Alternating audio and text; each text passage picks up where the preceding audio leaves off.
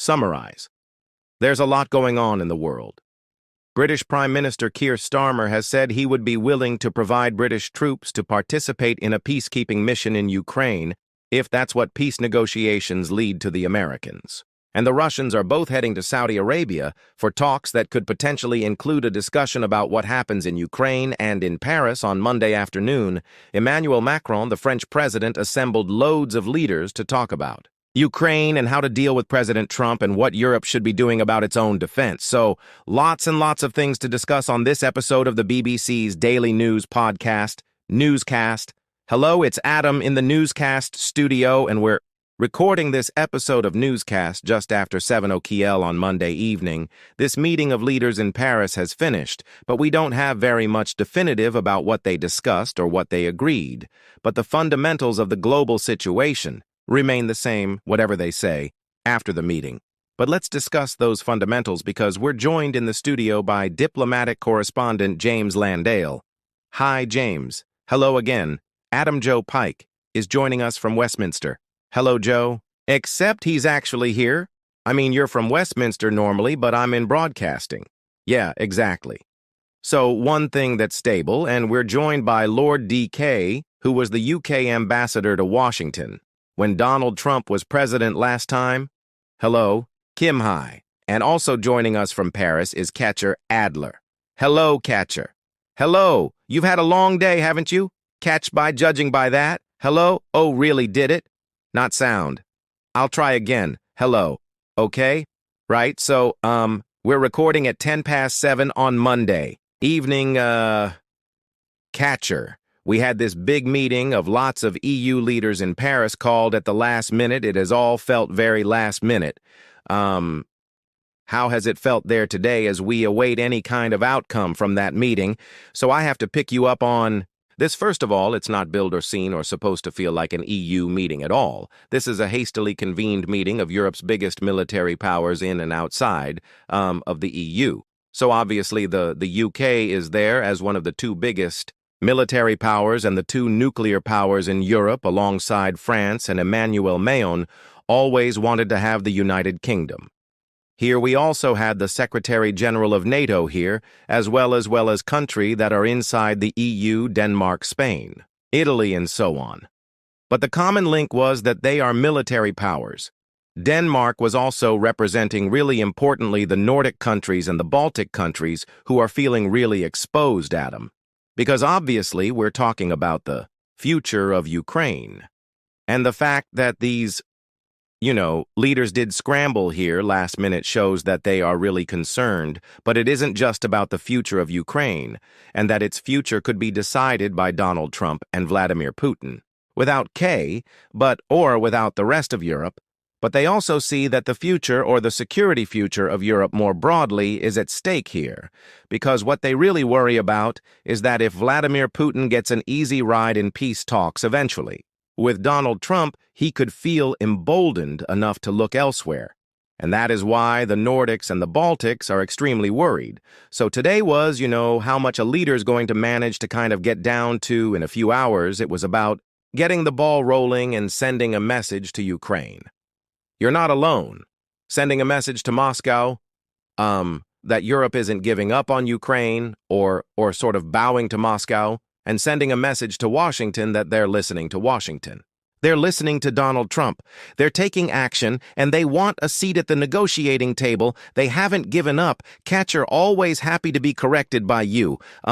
Most people not, but you definitely, from what you were saying there, that it sounds to me like maybe this was sort of 75% symbolism, 25% practically talking about stuff. So a lot of symbolism, but a lot of talk. Serious talk. Adam, I think, the thing is, and Mark R., who we knew before as the Prime Minister of the Netherlands, now the Secretary General of NATO, he's known as a really straight talker, and he pretty much rolled his eyes at this international security meeting in Munich at the weekend because he said, guys, it's no surprise how Donald Trump is acting. The fact that Donald Trump doesn't prioritize Europe or his defense seriously cannot come as a surprise, but you do get a feeling that for many countries in Europe, they kept hoping against hope that they were wrong. And now they really feel they might be alone with their own defense in Europe, so on the one hand, they want to take action and get the ball rolling in order to show Washington that they're ready, in order to hope not to lose Washington altogether. But if Donald Trump does pivot away, they're going to need to take more responsibility and spend more on their own defense anyway, so this wasn't purely about symbolism.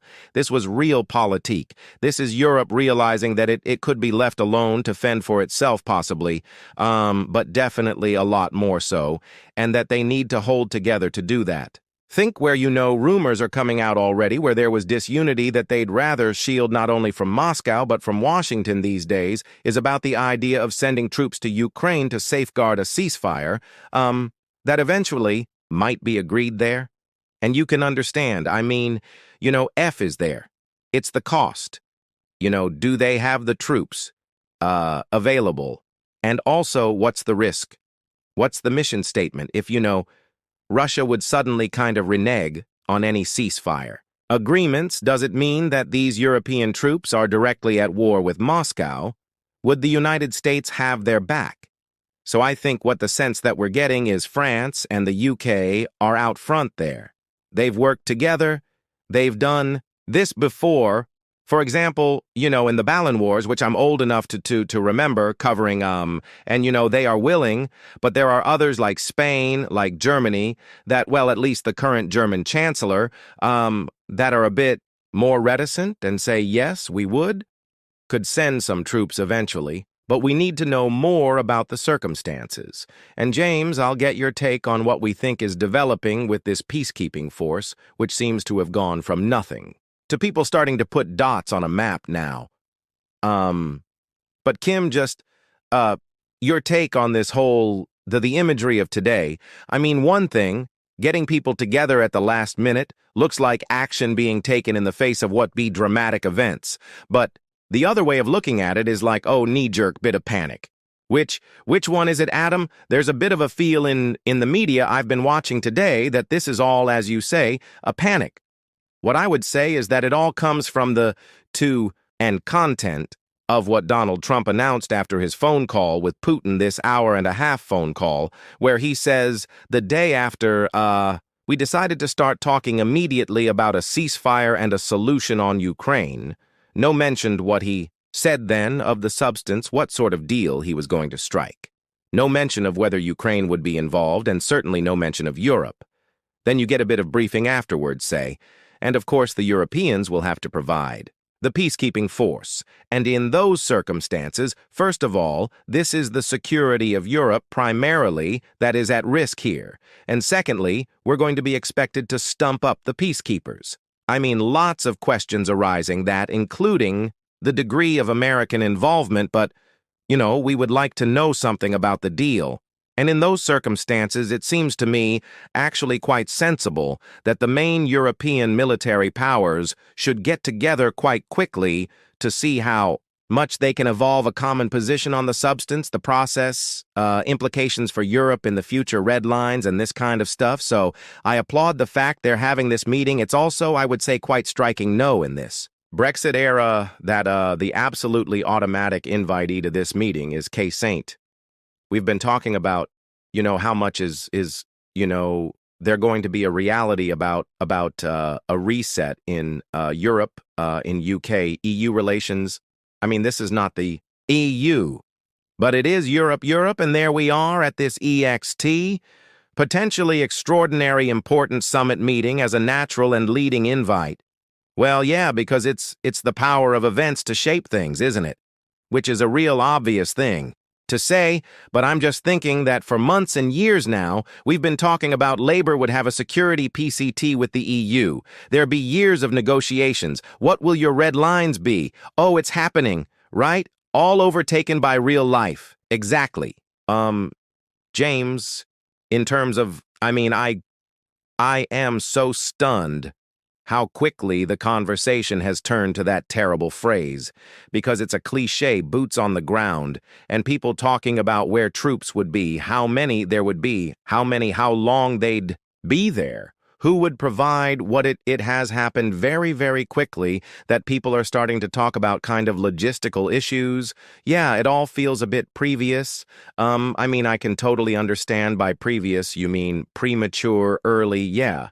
I think that I can to understand why the British government decides to, send a signal like this because it shows willing. It shows leadership. It says we're willing to get engaged with this and to try and send a message to the Americans that we're prepared to get onto your territory and all that. But I think there are huge sort of risks here as well as, the uncertainties that Kim was talking about. The first, is a strategic risk, which is that by rushing into the detail and the weeds of the potential nature of a security guarantee, what role the UK may not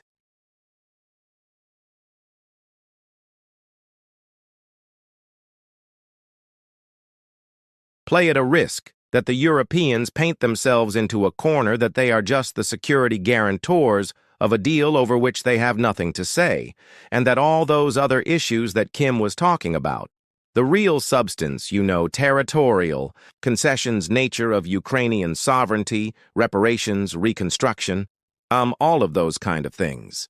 They are as important as the Social Security guarantees, which is almost the second phase, bull.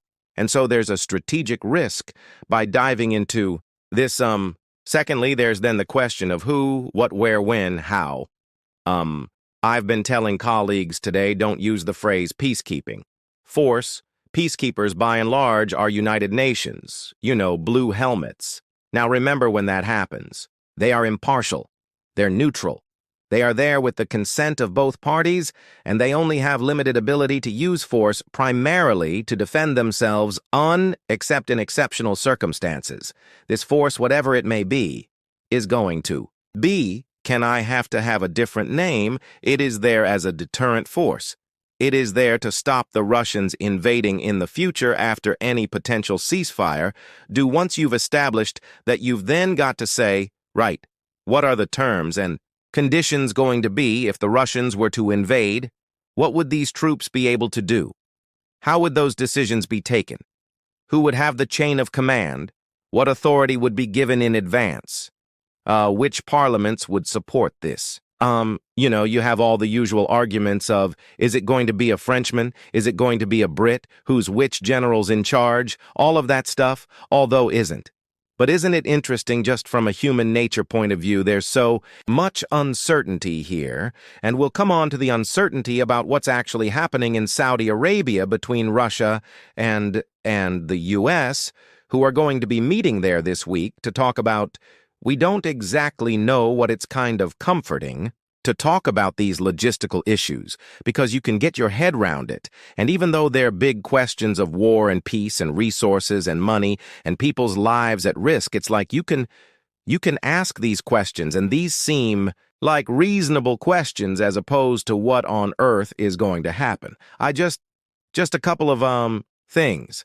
So the Europe amongst Europeans at Munich, they were beginning to kind of whisper things, definitely saying, this is not to be called a peacekeeping force, but to be looked at as a reassurance force, which I think's interesting, but the idea is that it wouldn't be on an eventual ceasefire line, but very much behind a ceasefire line, with the idea of sending three messages: one, to the Ukrainians to say you're not alone, two, to the Americans to say we're very much doing our bit, and three, to Moscow to say, if you're thinking of messing with Ukraine again, said 100, 150,000, that realistic ally speaking that the Europeans could probably stump up 50,000. And it would be quite difficult to get it all together. They could just about do that and coordinate 50,000. Is that alone enough to deter Russia? No, but if you put that together with the Ukrainian armed forces, then Ukraine plus Europe would be seen as enough of a deterrent for Moscow. I mean, those sort of are the conversations that I'm hearing at the moment. James, General Petraeus, remember him, used to be in charge of international forces in Afghanistan and Iraq. made an interesting point today. He said, actually, that you don't really need boots on the ground because you've got, the Ukraine's army is, 800, 000 plus.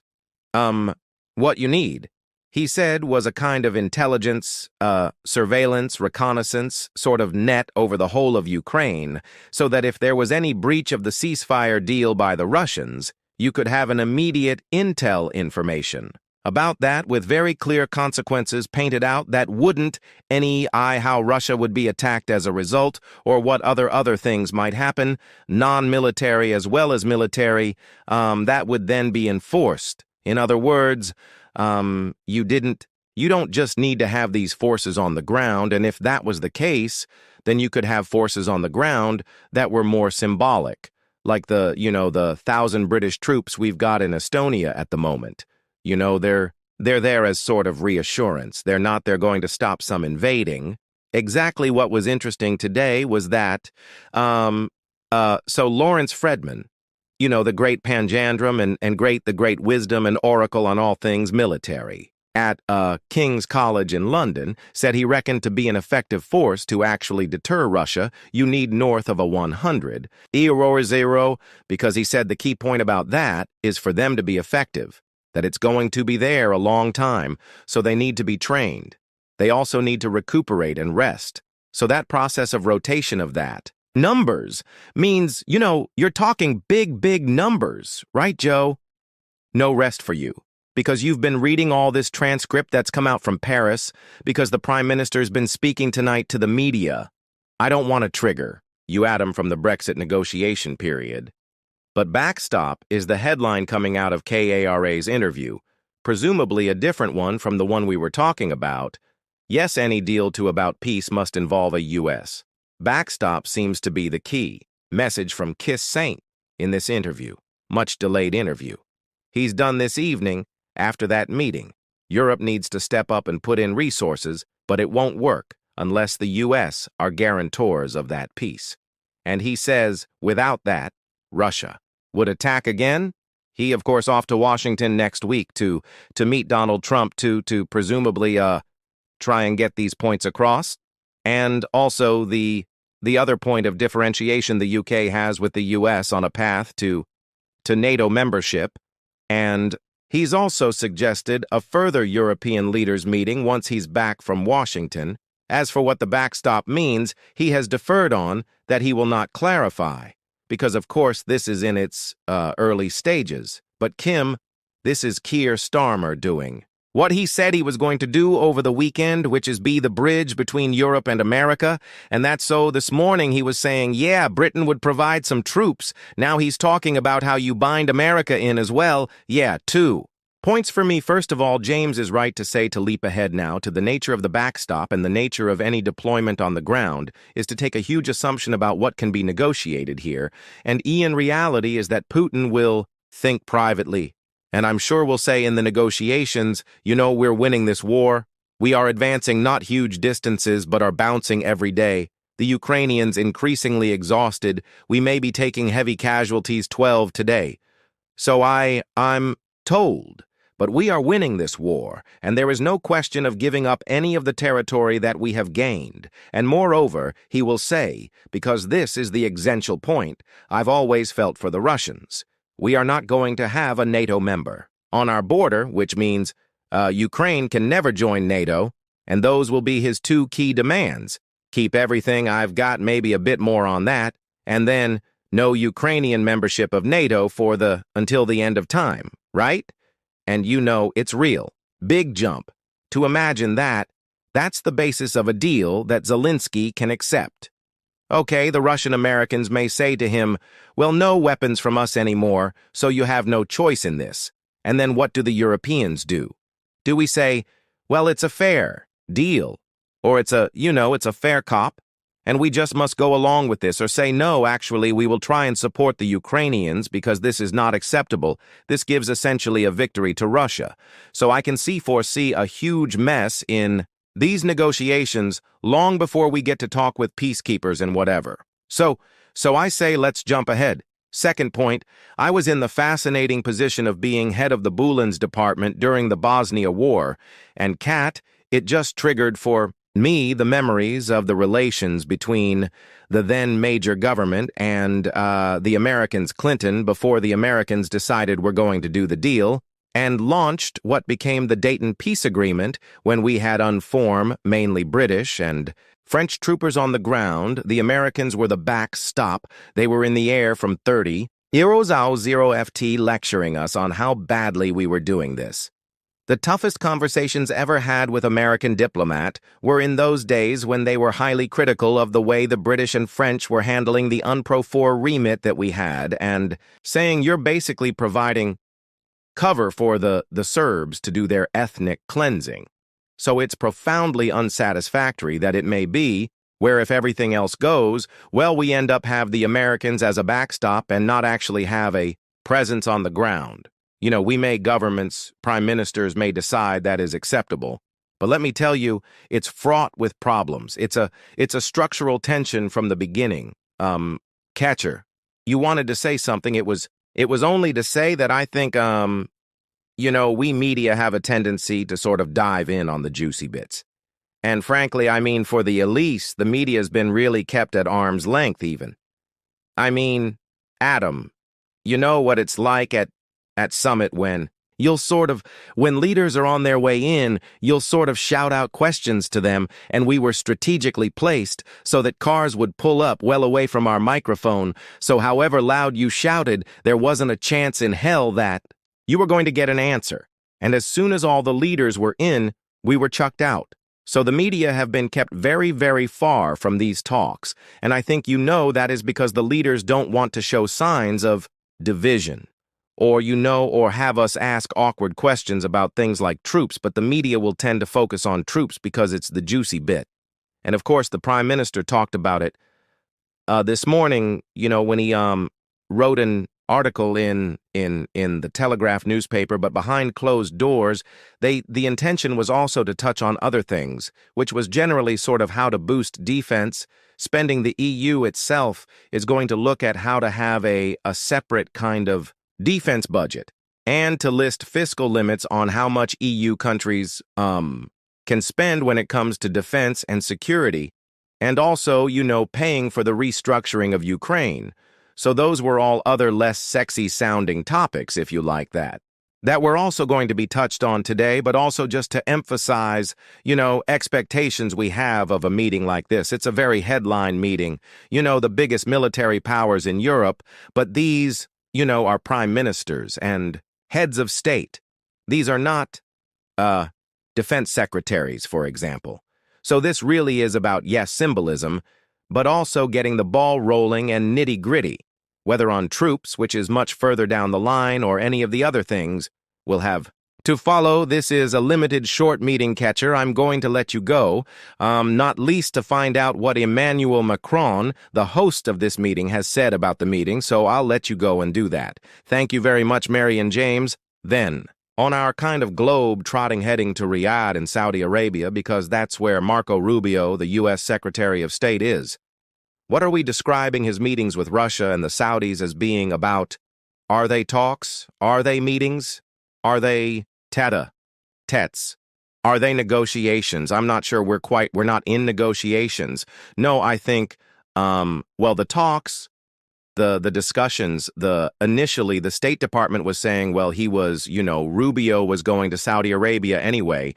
And so, this is all part of what was already planned, and the Russians have just decided to come along too.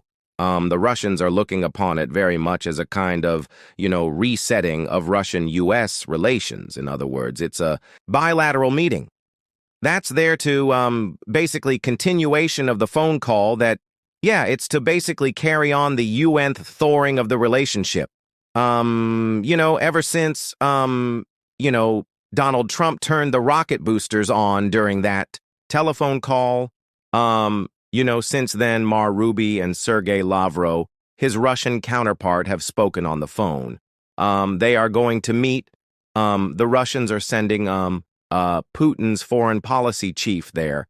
And so it's going to be just sort of, okay, so you're the Americans or you, and no, you're all the Russians or you, and sort of, And just to sort of see the cut of their jibs, I don't think they're going to come out tomorrow and, announce some sort of grand deal. But it is a continuation of that KY. The pariah is no longer a pariah, but Kim, that meeting in Saudi Arabia, is that a more kind of normal version of what happened last week? And okay, everyone was taken by surprise by what happened last week with the phone call, but is this now just like a quite natural product of that? It sort of feels like that, Adam. But I mean, James, again, a good point. This is the review today. James, this is the most rapid defrosting in history.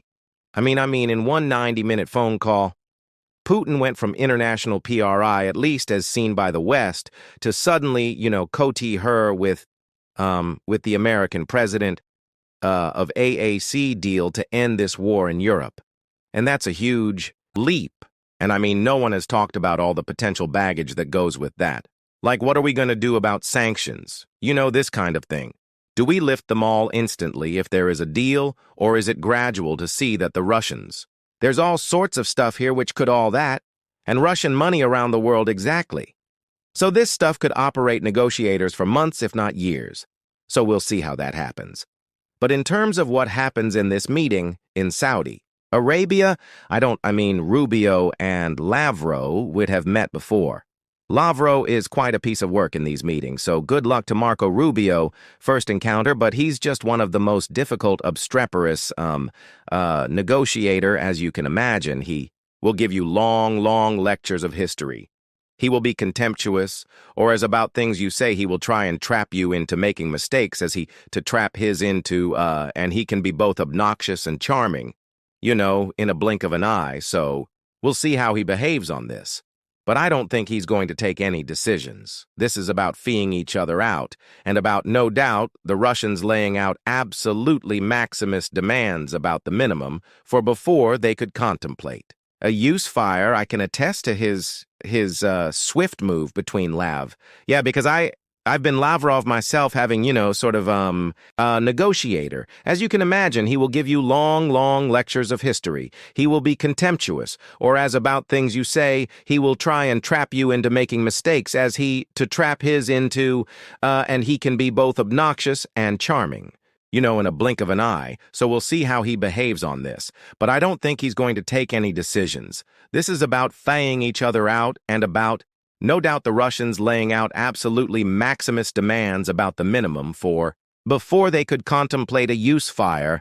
I can attest to his swift move between Lav, yeah, because I've been Lavrov myself, having, had a bit of a bruising experience in the press conference once, but then within a few hours, we were in a hotel in Geneva somewhere doing talk, I think, on Syria, and the entire press call had been summoned to a press conference, only to be told that the Americans were delaying, and there was a long delay, so hours and hours passed, and in the end, the Russians took pity on us, the Russian delegation, and they went out and bought shed loads of pizza, and Lavrov came into the press room clutching bottles of vodka and pizza and handed it around, which was, a very visible demonstration of soft power. Why is this all happening in Saudi Arabia this week? Is this like some move by the Saudis to become like the ultimate brokers?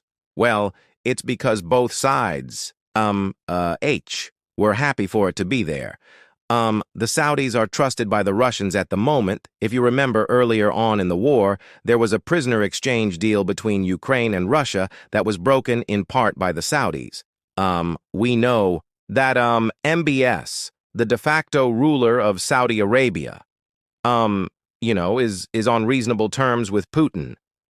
And so, at the same time, the Americans are CTing the Saudis because they want to have a broader Middle East deal that involves normalization of relations between Saudi Arabia and Israel. So it's the sort of go-to sort of neutral space at the moment. The Turks had that role at some point, but not at the moment.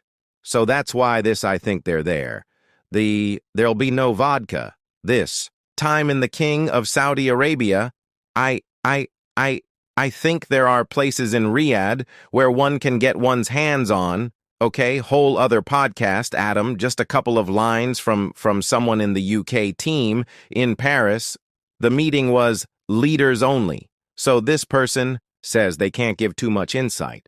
But that maybe gives a sense of what it may have been like in the room if no sort of advisor, Sherpers, ambassadors are in the room over around by 90 minutes as well. Which maybe also gives you a sense of the atmosphere the UK have offered to host the follow-up meeting, and that will be the meeting, as I said before, after Kissarm has been to DCT. Donald Trump is overrunning by 90 minutes good, because it means that people were really getting into it and agreeing and making progress, or bad because it meant they were disagreeing and they were, panicking, helping console each other? I don't know. What you reckon it could honestly be either, yeah. But I don't think, I would be surprised if there were really big disagreements at this meeting, just because everyone is in the way, they're in the same boat. No one has to take really difficult decisions at this stage, so they ought to be able to find broad agreement on some basic points. It's very interesting, by the way, that Stam has offered to host the next one. Straight after he's been there with Donald Trump, it does put him in quite a sort of lead. I hate to use the word leading position, because he will be the man who will be bringing back the words from Donald Trump. And that's, in the end, all that I think that counts most in terms of the American positioning to the rest of Europe.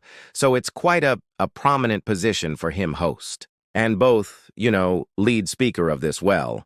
And then the risk is that he ends up being like Blair, who was often described as George Bush's Secretary of State, and actually, does he end up having it, means some delicate handling so as not to appear like you are toting towards the American position. But in a way, he said some quite tough things already about Ukrainian aspirations to join NATO, and about the nature of any non-peacekeeping nature of any backstop operation, who's already, I think, should have started to establish credentials with the Europeans as basically on their side, and Joe just to end at Westminster. Then is there any kind of genuine politics around this at the moment? Because I've just always been struck that throughout the Russian invasion, everyone's basically said the same thing at Westminster. There's been a massive consensus and not really much difference of opinion, and polling suggests that the public don't have a similar position. Too, so, Parliament's on recess this week, so it's not as if there are loads of MPs talking about this. Certainly, there are tensions within government about defense spending, and how quickly the path to 2.5% of GDP is how quick that journey is. It seems like some within the Treasury think that should be slow because of economic pressures. And Keir, from his statements the last couple of days, is maybe hinting at moving a lot quicker. We would expect a vote on the UK playing a role.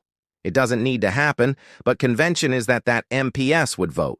And of course, the size of the Labour majority and the fact that the Conservatives and the Liams seem likely to back it would mean that would be an easy vote and also be advantageous politically for Keir to set out his case and to get the support of Parliament. Well, thank you three for being here this evening. And that's how the situation looks at 20:08 on Monday night.